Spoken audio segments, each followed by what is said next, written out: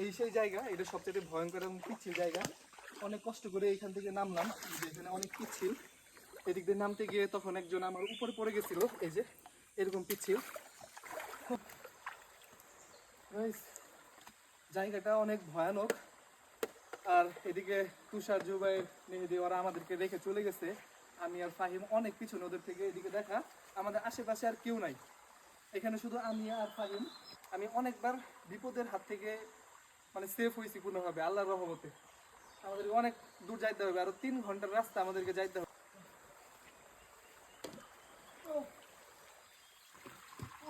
ভাই পাঁচ দেশ সাবধান। ঢুকবো কেমনে? এত লং, পাতরাহানি কাঁপতেছে, সম্ভাবনা মনে হইতেছে, কিন্তু উঠা লাগবে। চল উঠ। এই যে এখানে কারোর রক্ত দেখা যাচ্ছে, তার মানে এখানে কারোর পা কেটে গেছিল।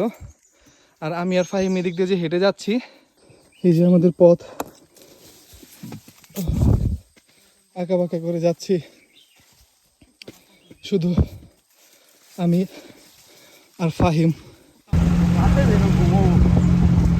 জমা বলবে আমরা জলপ্রপাত থেকে বের হয়ে এখানে একজনের বাসায় খাওয়া দাওয়া করে আমরা চলছি আমাদের